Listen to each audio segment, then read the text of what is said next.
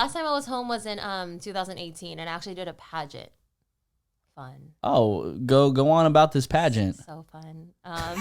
Her face says it all, by the way, for the people who are just listening to this. I know. I was like, do I want to go into detail? I mean, it was an experience. I'll say that. It was definitely an experience for me. I had the opportunity to represent Northern California. So it was a pageant called Mutya ng Pilipinas, and it was a pageant that actually welcomed a lot of overseas candidates. So there was a lot of us there was a girl from Iceland, Australia, there was 3 of us from California, and so there was like Florida. So we all went there, and I was there for a month.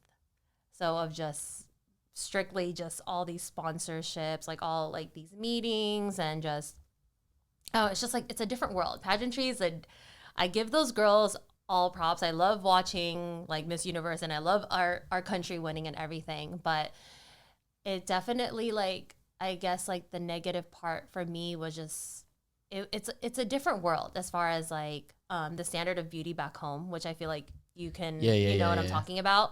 But it was, for me, I was like, okay, well, I kind of miss getting tan. I like to eat whatever I want, you know? And it's just, with like arts, with like singing and like music and what we do, it's more like, it's like a bunch of moving blocks. Like we all kind of all fit together. And that's what I love about like what we do, because we all kind of just like fit together, and we all like, there's no harm in like ever saying someone's name in a room type of thing.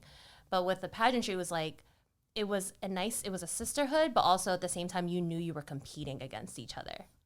So then you eventually know you kind of have to stab somebody in the back. It was not stab each other in the back, but it's just like, you just knew that like there could only be one winner. You know, I mean, it's a competition. It's a competition, yeah. But I mean, I get that with like there was singing competitions and stuff like that. But I feel like with that, there's always room for people to shine. And I guess for me, for that was just like, I could only feel like I have to look a certain way all the time. It was like whenever I stepped out of the room, you had to look like. I feel you on that, because I'll literally go up to my white friends and I'll be like, in the Philippines, they treat you like a god.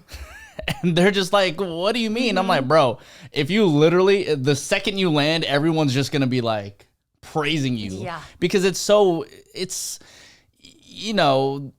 there's even a thing where it's like light-skinned Filipinos and dark-skinned Filipinos. And what a lot of people don't realize is that, like, especially in the Philippines, beauty is more so seen toward the light-skinned Filipinos. Yeah, because definitely there was, funny enough, I actually tried to do this pageant 3 years prior. So it was something that was like brought to me, like, oh, you should join a pageant because like I'm tall, all that, like the criteria that they have. I'm tall? Yeah, because the average Filipino woman had like 5 foot. Exactly.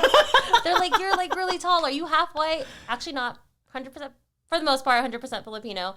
But it was one of those things like, oh yeah, I'll try it out and everything. And they're like, yeah, like you just have to like, if you get lighter, like you just get like a little lighter. And I'm like, huh? Like they literally do like glutathione shots in the Philippines. Like wait, Gluta what? Glutathione, like gluta.